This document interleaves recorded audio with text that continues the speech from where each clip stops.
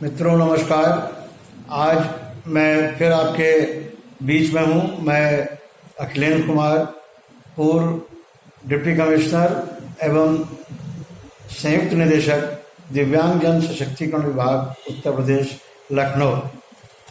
पिछले एपिसोड में मैंने आपको जो निःशक्त जन अधिकार अधिनियम 2016 और 1995 में जो मेजर अंतर थे, जो उनमें क्या अलग अलग प्राविधान किए गए हैं, नए और पुराने प्राविधानों को हमने आपसे एक चर्चा की थी। आज इस एपिसोड में मैं आपको जो नई दिव्यांगताएं 21 प्रकार की 2016 के एक्ट में विद्यमान हैं, जो बताई गई है, उनमें से 7 जो विकलांगताएं हैं वो पूर्व से ही आपको पता है, जो पहले जो पुराने एक्ट में 1995 के एक्ट में विद्यमान थी। अब जो नई 14 और 7 21 हो गई ना, तो 14 जो नई विकलांगताएं हैं, उनके पहचान, उनके लक्षण, उनके डिटेल के बारे में आम जनमानस को अभी पूरी जानकारी नहीं है। और ये जानकारी के अभाव में बहुत सारे लोग ये समझ नहीं पाते हैं कि हमारा ये जो अवस्था है, जो हमारे लक्षण हैं, वो दिव्यांगता की श्रेणी में आते हैं और हम इसके लिए जांच करा के और आवश्यक उपचार चिकित्सा कराने के उपरांत मुख्य चिकित्सा अधिकारी से इसका विकलांगता प्रमाण पत्र भी बनवा सकते हैं। तो आज हम 14 में से जो मुख्य जिनके आपने अमूमन नाम नहीं सुने होंगे, उन पे हम लोग आज चर्चा करते हैं। जो मुख्यतः जो नई दिव्यांगताएं हैं, उनमें से सबसे पहले मैं आपको जो है सिकल सेल डिजीज के बारे में बताऊंगा। जो सिकल सेल डिजीज है वो एक विकलांगता के रूप में चिन्हित की गई है नए अधिनियम में। और ये सिकल सेल डिजीज क्या है? इससे बॉडी में, आपके शरीर में रक्त अल्पता हो जाती है, रक्त की कमी होने लगती है, और यह आनुवांशिक रक्त विकार है, जो एक लाल रक्त कोशिकाओं का जो चरितार्थ होता है उसमें कमी को पैदा करता है। ये आमतौर पर बाल्यावस्था में ही उत्पन्न हो जाता है और प्रायः ऐसे लोगों जिनके वंश में पाया गया है, हेरिडिटी में पाया गया है, उनमें भी ये आ जाता है। और ख़ास तौर से जो मलेरिया वाले, जहाँ मलेरिया ज़्यादा फैलता है, उन क्षेत्रों में इसकी बहुतायत पाई गई है इस रोग की। तो खून की अत्यधिक कमी हो जाती है। इस गंभीर रोग से खून की कमी के कारण शरीर के अंग अवयव खराब होने लगते हैं। सिकल सेल अवधारणा का इस्तेमाल रोगियों में उन स्वतंत्र और गंभीर अवस्थाओं में किया जाता है जहां सिकल सेल रोग पाया जाता है।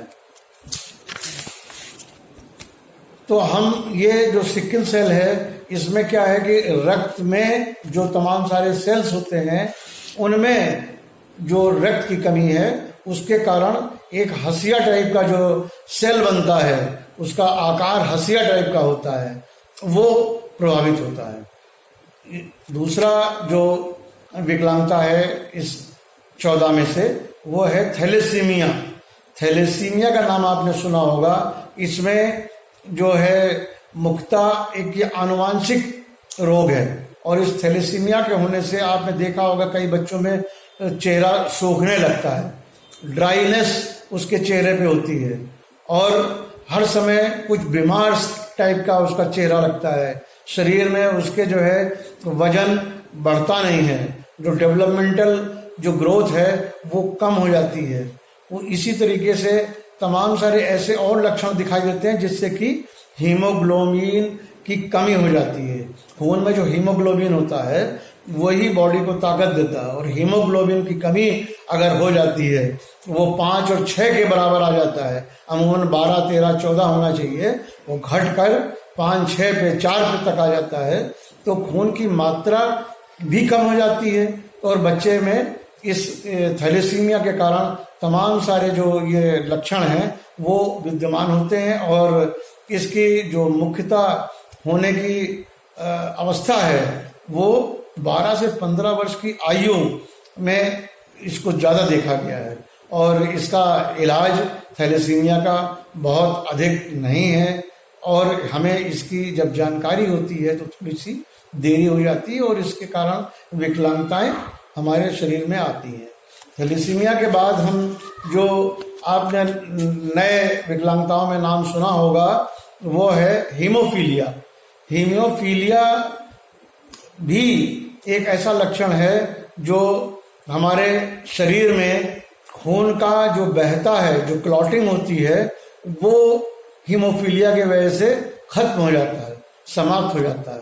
हमारा खून अगर बह रहा है शरीर में, मान लीजिए कहीं कट हो गया या कहीं चोट लग गई किसी के शरीर में, या खरोच आ गई, और खरोच आने से, कटने से, किसी दुर्घटना से अगर खून का रिसाव हो रहा है तो जो शरीर में अपने आप क्लॉटिंग की क्षमता होती है वो हीमोफीलिया के कारण समाप्त हो जाती है, और उस हीमोफीलिया के कारण जो क्षमता का समाप्त होने के कारण खून रुकता नहीं है, ब्लड क्लॉट नहीं करता है, ब्लड का थक्का नहीं जमता है, तो तमाम सारे दवाएं और उपचार करने के बाद भी मरीज का खून बहता रहता है, और क्लॉटिंग का जो टाइम है वो काफ़ी बढ़ जाता है, जिससे हमारा ब्लड बहुत बह जाता है। और ऐसे लोगों में अगर जरा सी भी कोई दुर्घटना हुई, या कहीं कट हो गया, या कहीं रिसाव होने लगा खरोच की वजह से या और किसी वजह से, तो रक्त बंद नहीं होता, और बंद करने के लिए बहुत समस्या सामने आती है, और पीड़ित जो रोगी है उसके लिए ये फिर समस्या है कि हम या तो उसको ब्लड चढ़वाएं, या उसके लिए ऐसी दवाइयाँ हमें तत्काल मिल जाए जो क्लॉटिंग फैक्टर बढ़ा दे ब्लड के अंदर। तो ये भी आपने हीमोफीलिया का भी नाम सुना होगा, ये भी नई विकलांगता है। और इसके बाद में आपको पार्किंसन, जो एक नई विकलांगता चिन्हित की गई है, वो पार्किंसन डिजीज होती है। पार्किंसन डिजीज में अमूमन आम तौर पर जो चर्चा है वो ये है कि हाथ पैर में कंपन होने लगता है। हाथ देखा होगा आपने बहुत सारे लोगों का ऐसे ऐसे कांपने लगता है, अगर वो लिखेंगे भी तो वो उनके हाथ यूं यूं कांपते हुए आपको दिखाई देंगे। तो हाथ पांव की जो मांसपेशियां हैं उनमें जकड़न हो जाती है, तंत्रिका तंत्र प्रणाली संबंधी कठिनाइयां हो जाती, जो हमारे बॉडी के जो तंत्र हैं, जो टिश्यूज हैं, जो हमारे नर्व्स हैं, उनमें कंपन और उनमें कमजोरी आ जाती है, तो वो अपनी जगह पे जो काम करना चाहिए उस काम को नहीं कर पाती हैं, और ना कर पाने के कारण फिर वो कंपन पूरे शरीर में भी आने लगता है। तो ये पार्किंसन डिजीज जो है वो आपको जो हमारा न्यूरोलॉजिकल जो पूरा सिस्टम है वो उसको प्रभावित करता है, और इस पर प्रभावित होने के कारण हमारे शरीर में नींद में कमी हो जाती है, वजन में कमी हो जाती है, कब्जियत रहती है, लोगों को जल्दी सांस उभरने लगती है, पेशाब करने में रुकावट आती है, चक्कर भी आते हैं, और कई बार खड़े होने पर अंधेरा छा जाता है, जोड़ों में दर्द पैदा हो जाता है। तो ये पार्किंसन डिजीज के जो मुख्य लक्षण है वो मैंने आपको बताए, और ऐसे तमाम लोगों में जब ये चीजें हो जाती हैं तो वो विकलांगता को डेवलप करती है, तो उनके शरीर में विकलांगता आती है, और वो इस डिजीज के कारण उनकी विकलांगता का चिन्हांकन होता है, और वो प्रमाण पत्र इसका प्राप्त कर सकते हैं। तो ये जो हमने आपको बताया, ये एक तरीके से 4 प्रकार की विकलांगताएं हमने आपसे आज डिस्कस की। इसके साथ ही एक नई आपने और सुनी होगी विकलांगता, वो है मल्टीपल स्क्लेरोसिस। मल्टीपल स्क्लेरोसिस जिसको MS भी कहते हैं, इसके जो मुख्य लक्षण है वो हमारे जो शरीर की तंत्रिका है, जो हमारे सर से और पूरे रीढ़ की हड्डी होते हुए जो तंत्रिका बनी हुई है वो प्रभावित होती है, और इसके रोग के लक्षण ऐसे होते हैं कि आपको मांसपेशी में कमजोरी महसूस होने लगती है, मांसपेशी में ऐंठन या चलने फिरने में कठिनाई होने लगती है, भाषा में कठिनाई होने लगती है, बोलने में भाषा बिगड़ जाती है, और तमाम सारी नेत्र संबंधी भी कई बार होती है, और थकान अमूमन शरीर में बनी रहती है। तो ये मल्टीपल स्क्लेरोसिस तंत्रिका संबंधी जो रोग है उससे तमाम सारी जो हमारी सुषुम्ना नाड़ी है उसका मस्तिष्क और सुषुम्ना नाड़ी का जो तंत्र है वो आपस में एक दूसरे से जो उनको आपस में जो एक इशारे से या उनकी जो एक बात करने की जो वो क्वालिटी होती है वो खत्म हो जाती है। मतलब मस्तिष्क जब उसको कोई संदेश या संकेत भेजता है तो वो तंत्रिका उसको ग्रस्त नहीं कर पाती, उसको ग्रहण नहीं कर पाती। मतलब दोनों का सामंजस्य जब नहीं बनता है मस्तिष्क का और तंत्रिका का, तो फिर ये मल्टीपल स्क्लेरोसिस से तमाम सारे शरीर में हमारे प्रभावित चीज़ों को देखा गया है, जिसमें लोगों को दौरे भी पड़ जाते हैं और दौरे पड़ जाने से तमाम सारी उनके पूरे बॉडी की चीज़ों को एक प्रभावी असर पड़ता है और बॉडी जो है हमारी कमज़ोर पड़ने लगती है। तो ये जो मुख्यतः हमने आज आपको 14 में से 5 ऐसी जो विकलांगताएं हैं जिनके आपने नाम अभी तक नहीं सुने होंगे और सुने भी होंगे, तो उनके संबंध में बहुत जानकारी हमारे जनमानस में नहीं है, ताकि हम ऐसे लक्षणों को जल्दी पहचान सकें और पहचानने के उपरांत उसका उपचार जल्द से जल्द कराकर हम अगर विकलांगता हो गई है तो उसका हम विकलांगता सर्टिफिकेट भी ले सकते हैं।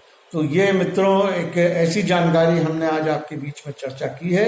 इसके बाद हम जो और 14 में से जो विकलांगताएं हैं, जैसे स्पेसिफिक लर्निंग डिसेबिलिटी है, मतलब बच्चे के अंदर एक ऐसा विकार पैदा होता है कि वो पढ़ने में उसके जो समस्या आती है, ऐसा नहीं कि वो कमजोर है दिमाग से, परंतु कुछ ऐसे लक्षण होते हैं कि वो उसको लर्निंग में डिसेबिलिटी पैदा हो जाती है। मतलब अगर वो सवाल लगा रहा है तो सवाल में उसको 9 × 3 27 लिखना है, तो वो हो सकता है 72 लिख जाए। इसी तरीके से डिसलेक्सिया का आपने देखा होगा कि उसमें उच्चारण दोष हो जाता है, स्वराघात होता है और इस जो अपनी बोली होती है उसकी बोली से थोड़ा सा डिफरेंट हो जाता है। वो बोलता कुछ है और मतलब बोलना कुछ चाहता है और उसके मुंह से निकलता कुछ है। इसी प्रकार से डिसकैलकुलिया में कैलकुलेशन, जैसे मैंने आपको ना सवाल लगा रहा है बच्चा या कोई चीजें लिख रहा है या बना रहा है, तो डिस्ग्राफिया बोलते हैं उसको, हाइपरलेक्सिया बोलते हैं इसको। तो उसको CMS स्कूल का नाम अगर लिखना है तो वो समझ रहा है कि मैं CMS लिख रहा हूं, परंतु एक्चुअल में वो MSc लिख रहा होगा। तो ये एक सामान्य सी बात है, इसमें हमको बच्चे को डांटना फटकारना भी नहीं चाहिए। डिसलेक्सिया आपने देखा होगा, तमाम उसके ऊपर डिसलेक्सिया पर फिल्म भी आ चुकी है, फिल्म भी बन चुकी है तारे जमीन पर। तो ये एक बच्चों में सामान्य प्रकृति होती है और एक एज के बाद धीरे धीरे ये समाप्त भी हो जाती है। ऐसे बच्चों में ये नहीं है कि वो बीमार हैं और ठीक नहीं हो सकते और या इसके अंदर बहुत बौद्धिक क्षमता नहीं है, ऐसा कुछ नहीं है, परंतु हमें उसको प्रैक्टिस से कराना पड़ेगा। उसको जो हाइपरलेक्सिया है या डिस्कैलकुलिया है, मतलब सवाल लगाने में जो उसको कंफ्यूजन है, जो उसको डिस्लेक्सिया में बनाने में, जो लिखने में जो परेशानी है, उसमें कोई दिक्कत नहीं है। उसका शिक्षण हमें 1-to-1 कराना पड़ेगा। हमें उसको विशेष ध्यान देके उसके लिए पढ़ाई के विशेष शिक्षा में काम करना पड़ेगा। तो ये चीजें हमें देखनी होती हैं कि स्पेसिफिक लर्निंग डिसेबिलिटी में बच्चा बहुत अच्छी अक्ल का है, अच्छे दिमाग का है, अच्छी जानकारी रखता है, परंतु वो एक्सप्रेस नहीं कर पाता सही तरीके से। तो एक इसको भी ले लिया गया है विकलांगता में ऐसे बच्चों को, ताकि उनको एक हम सुविधा दे सकें स्पेशल एजुकेशन की, स्पेशल विद्यालयों की, इस प्रकार से। नहीं तो लोग क्या करते थे कि सामान्य विद्यालयों में ऐसे बच्चों को भेजते थे और सामान्य विद्यालयों में उनके संग बड़ी दुर्गति होती थी। उनको ये समझा जाता था कि ये मानसिक मंदित है, जबकि वो मानसिक मंदित नहीं है। ऐसे बच्चों में मानसिक मंदता नहीं है, वो सामान्य बच्चे हैं, परंतु नॉर्मल स्कूलों में उस चीज को लोग समझते नहीं हैं। टीचर्स उनके संग थोड़ा सा दुर्भावना भी रखती है और अच्छे बच्चों और बुरे बच्चों में उनको किनारे कर देती है कि नहीं ये बच्चा नहीं कर पाएगा।